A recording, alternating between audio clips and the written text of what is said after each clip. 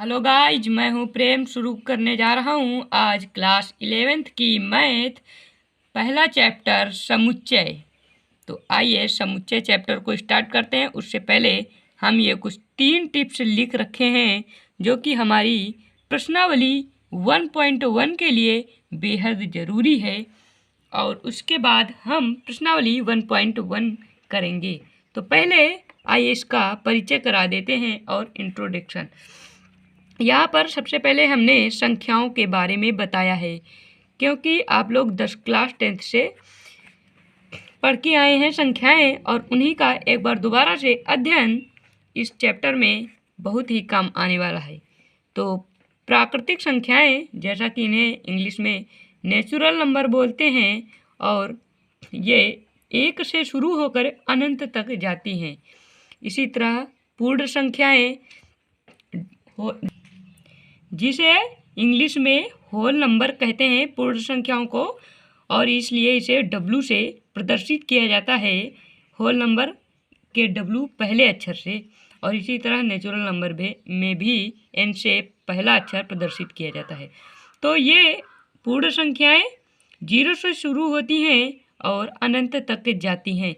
इसी तरह पूर्णांक संख्याएं 0 से शुरू होती हैं और प्लस माइनस यानी कि ऋण संख्याएं भी और धन संख्याएं भी ये अनंत तक जाती हैं। पूर्णांक संख्याएं।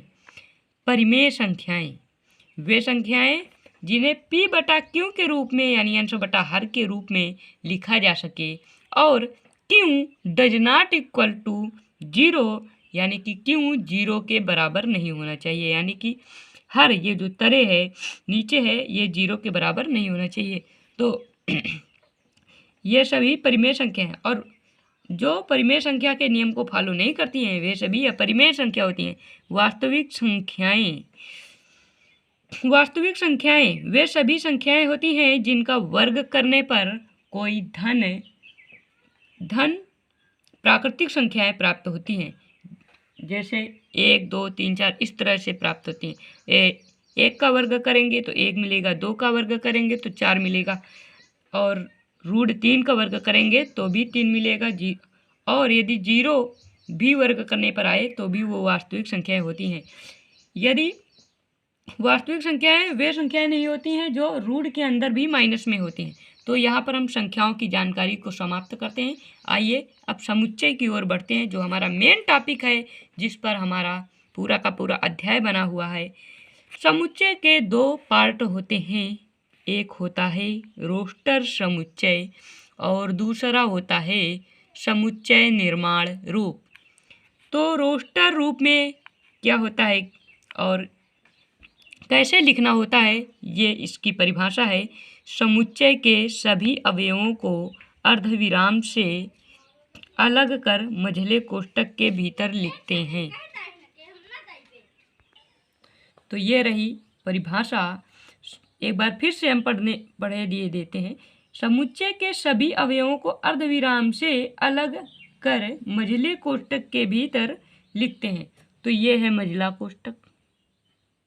इधर हम लिख के दिखा देते हैं कि किस प्रकार का रोस्टर रूप हमें दिखता है।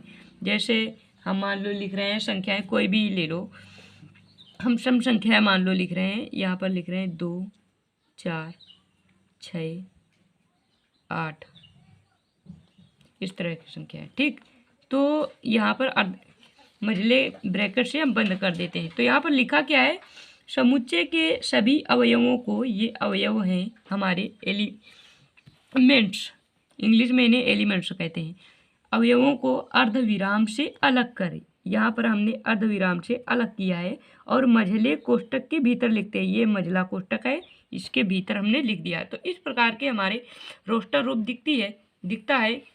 और समुच्चय निर्माण रूप इसी का दूसरा रूप है, जो इसी प्रकार से दिख सकता है।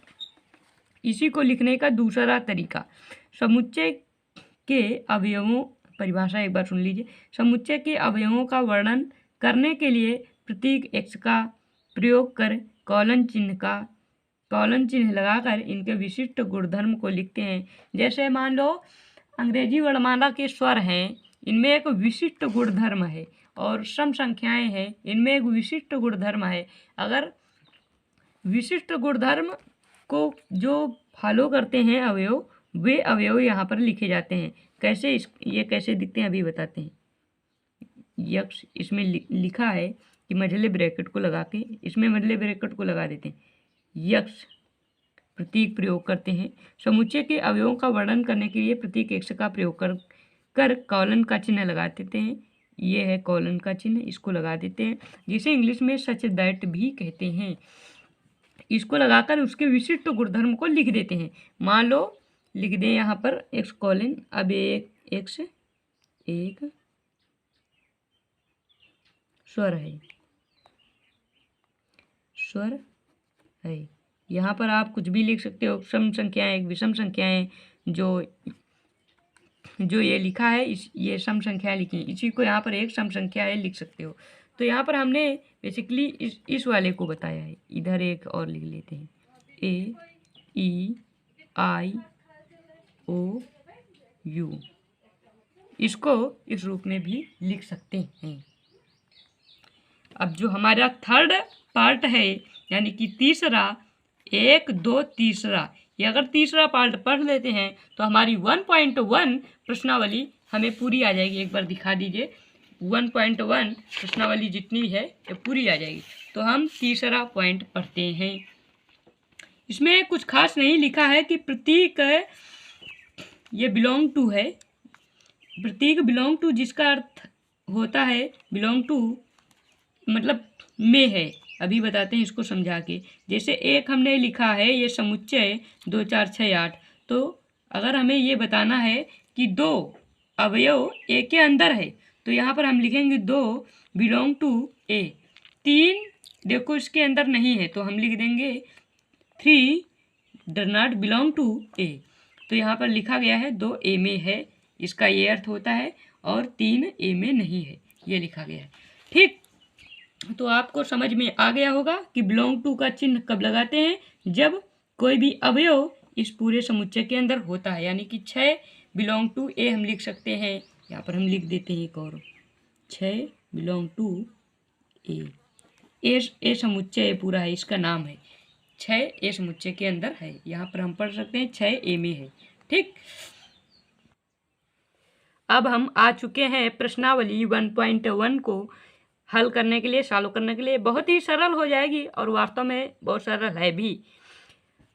तो इसमें पहला क्वेश्चन कहता है कि निम्नलिखित में कौन से समुच्चय हैं, अपने उत्तर का औचित्य बताइए। तो इसमें कौन से समुच्चय हैं ये बताना है और कारण बताना है कि क्यों है समुच्चय। औचित्य माने इसका कारण बताना है। ठीक है, अपने उत्तर का कारण बताइए। तो इसमें पहला क्वेश्चन का 9 पार्ट हैं। इसमें पहला पार्ट क्या बोलता है, जे अक्षर से प्रारंभ होने वाले, एक बार हम फिर से आपको ध्यान दिला देते हैं समुच्चय क्या होता है। कि समुच्चय किसी व्यक्ति के अनुसार बदले नहीं और उस समूह को समुच्चय कहते हैं। जैसे कि अभी इसमें देख लो, इसमें जैसे बहुत उदाहरण है। जे अक्षर से प्रारंभ होने वाले वर्ष के सभी महीनों का संग्रह। जे अक्षर से प्रारंभ होने वाले सभी महीनों का संग्रह। तो जनवरी, जून, जुलाई, ये 3 महीने जे अक्षर से प्रारंभ होते हैं और ये तीनों एक समुच्चय है। क्योंकि आप अगर हमसे भी पूछोगे तो हम भी यही बताएंगे, आप किसी और से पूछोगे तो वो भी यही बताएगा, और खुद से भी पूछोगे तो आप भी यही बताओगे।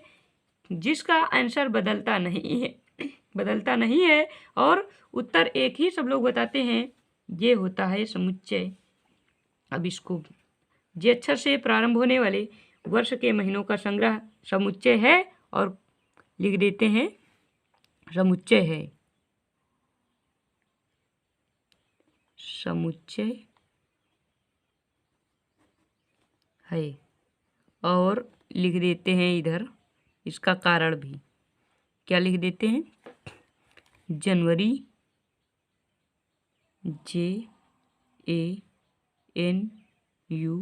JANUARY, जनवरी, JUN, जून,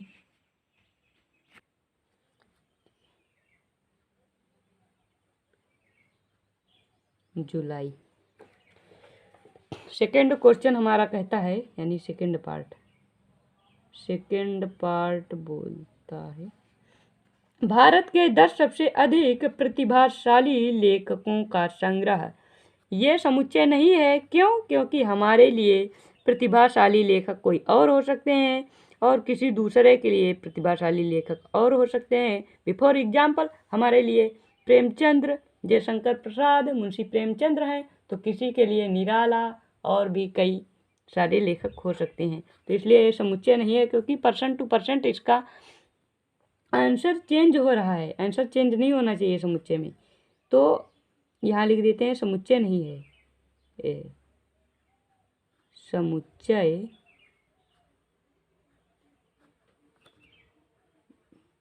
नहीं है। और ये थर्ड क्वेश्चन ये बोलता है, विश्व के सर्वश्रेष्ठ 11 बल्लेबाजों का संग्रह। विश्व के सर्वश्रेष्ठ 11 बल्लेबाज किसी के लिए कुछ भी हो सकते हैं। ये समुच्चय नहीं है। ये समुच्चय नहीं है। समुच्चय नहीं है। और ये हम फोर्थ, आपकी कक्षा के सभी बालकों का संग्रह। तो आपकी कक्षा में जितने भी बच्चे होंगे वो किसी से भी पूछो उतने ही बताएगा, और जितने बच्चों का नाम होगा उतने को ही बताएगा। तो ये % टू % आंसर चेंज नहीं होता है, इसलिए इसको समुच्चय बोलते हैं। समुच्चय है। ये फोर्थ, 100 से कम सभी प्राकृतिक संख्याओं का संग्रह। 100 से कम प्राकृतिक संख्याएं हम भी जानते हैं 1 से 99 तक होंगी, और किसी दूसरे से बताओगे वो भी यही बताएगा। तो ये समुच्चय है। यहाँ पर हम आइकन का चिन्ह लगा देते हैं। लेखक प्रेमचंद्र द्वारा लिखित उपन्यासों का संग्रह, क्योंकि प्रेमचंद्र ने जितने भी उपन्यास लिखे हैं वो हमारे द्वारा जो बताए जाएंगे वो भी उन्हीं के उपन्यास ही होंगे, और जो दूसरे के द्वारा बताए जाएंगे वो भी प्रेमचंद्र के उतने ही उपन्यास बताए जाएंगे। तो ये समुच्चय है। ये भी समुच्चय है। 7th पार्ट बोलता है, सभी समपूर्णांकों का संग्रह, क्योंकि सभी समपूर्णांक जितने हम बताएंगे 2 से लेकर अनंत तक उतने आप भी बताओगे। तो ये भी समुच्चय है। 8वां देखते हैं। देखो है ना कितना सरल, आसान। अब आप समझ चुके होंगे। इस अध्याय में आने वाले प्रश्नों का संग्रह, तो इसको जल्दी से बताइए, इस अध्याय में आने वाले प्रश्नों का संग्रह समुच्चय है या नहीं? ये समुच्चय है, क्योंकि प्रश्न बदलेंगे नहीं। कोई ये नहीं बता सकता कि इसमें ये प्रश्न है, इसमें ये नहीं, क्योंकि सभी के किताब में एक ही तरह के प्रश्न हैं। समुच्चय है। और ये है हमारा 9वां पार्ट,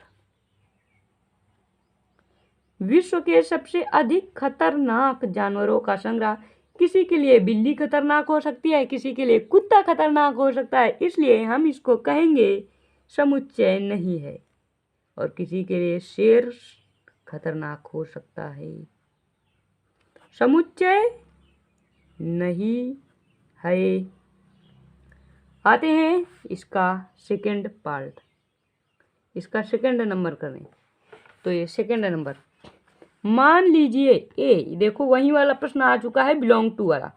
मान लीजिए ए 1 2 3 4 5 6 रिक्त स्थानों में उपर्युक्त प्रतीक भरिए। ये तो आप फटाफट कर लेंगे। आइए इसको देखते हैं। बोलते हैं 5 है, ए में है या नहीं है, तुम्हें ये बताना होगा।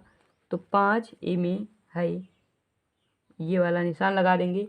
बिलोंग टू का जहाँ पर भी जो भी यहाँ पर है, यहाँ से वहाँ पर ये बिलोंग टू का निशान लगाएंगे, और जहाँ पर जो भी नहीं है वहाँ पर नॉट बिलोंग टू का निशान लगाएंगे। तो फर्स्ट हो गया। सेकंड 8 इसमें नहीं है तो लिख देंगे 8 not belong to A. Third zero zero, जल्दी से बताओ इसमें है या नहीं, नहीं है, यहाँ पर नॉट बिलोंग टू का चिन्ह लगेगा। और फोर्थ है 4, आपको बताना है 4 ए में है या नहीं, यहाँ पर 4 ए में है और यहाँ पर बिलोंग टू का निशान लग जाएगा। 5वां नंबर, इसका 5वां पार्ट, दूसरे का 5वां, 2 ए में है, यहाँ पर बिलोंग टू का निशान लग जाएगा। ये रिक्त स्थान है, इनको भरना है। और उसके बाद छठा 10 ए में है या नहीं, बिलोंग टू का निशान लगेगा या नहीं, हमें बताइए। यहाँ पर 10 ए में नहीं है तो नॉट बिलोंग टू लग जाएगा।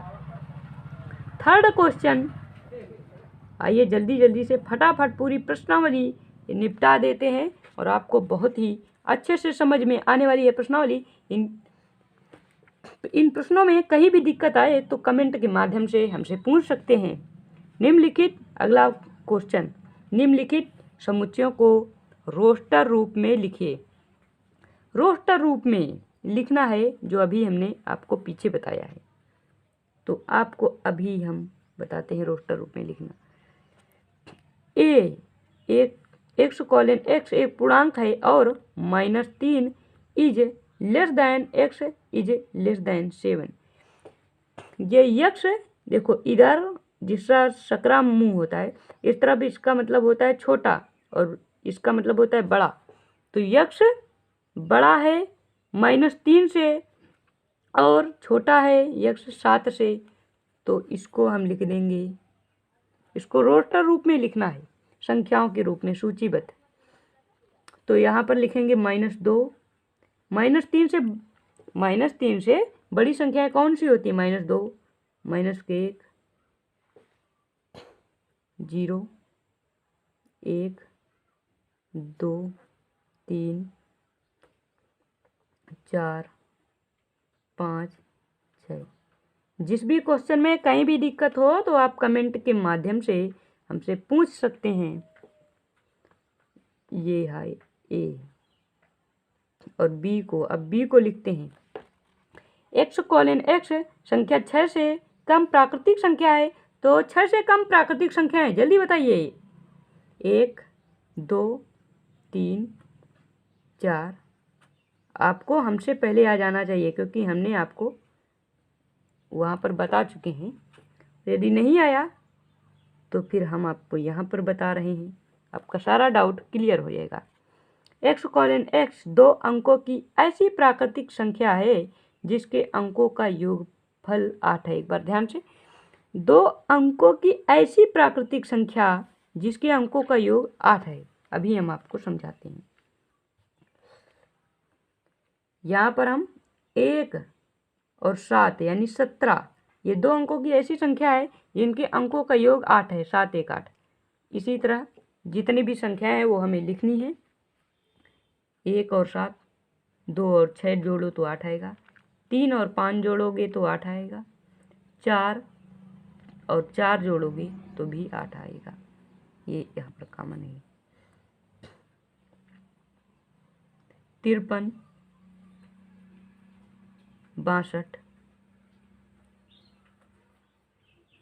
71 और 80 भी। यहाँ पर 08 संख्या नहीं ले सकते हैं, 08 क्योंकि वो 2 अंकों की संख्या नहीं, फिर 1 अंकों की संख्या मानी जाएगी। और फोर्थ पार्ट इसका हम करते हैं, बहुत ही आसान।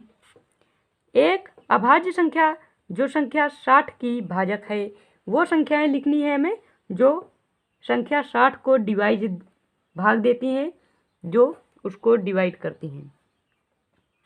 तो यहाँ पर डी समुच्चय को हम लिख रहे हैं सब रोस्टर रूप में। 60 की भाजक, देखो 1 से भी 60 में भाग चला जाएगा, 2 भी 60 की भाजक है, 3 और 4, 5, 6, 7 नहीं है यहाँ पर, और 8 9, यहाँ पर सीधा 10 है। ये हमारी 60 की भाजक संख्याएं हैं। और ये फिफ्थ पार्ट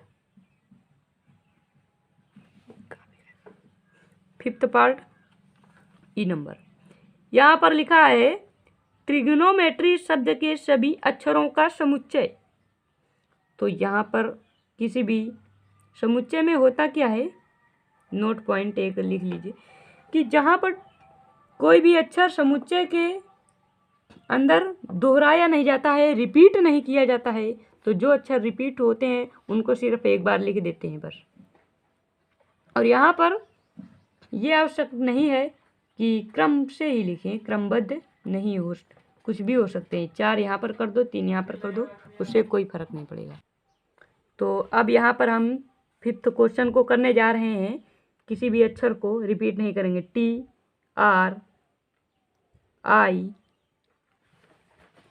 GON यहाँ तक का तो ठीक है, कोई भी अक्षर दोबारा नहीं आया है। GON यहाँ पर O दोबारा आया है, यम लिख लेते हैं और ई लिख लेते हैं, यम के बाद ई। और TR ये 2 बार आ चुके हैं, और वाई लिख लेते हैं, ये एक बार आया। ये हुआ 6th। बिफोर इसी तरह बेटर शब्द का समुच्चय लिखना है BETR।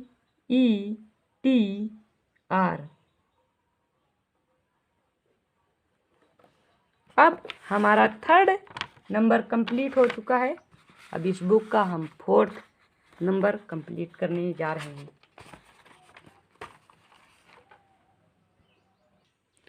तो 4th नंबर हालांकि थोड़ा बड़ा है, चलो इसे हम कल अगले पार्ट में इसे करेंगे। 4th 5th 6th ये तीनों नंबर हम अगले पार्ट में करने वाले हैं, बहुत ही शानदार ढंग से। और यदि हमारे वीडियो को अभी तक लाइक नहीं किया है तो लाइक कर जल्दी से सब्सक्राइब कर दीजिए और बेल आइकन को प्रेस कर लीजिए, जिससे हमारी आने वाली हर वीडियो की नोटिफिकेशन आप तक मिलती रहे। धन्यवाद।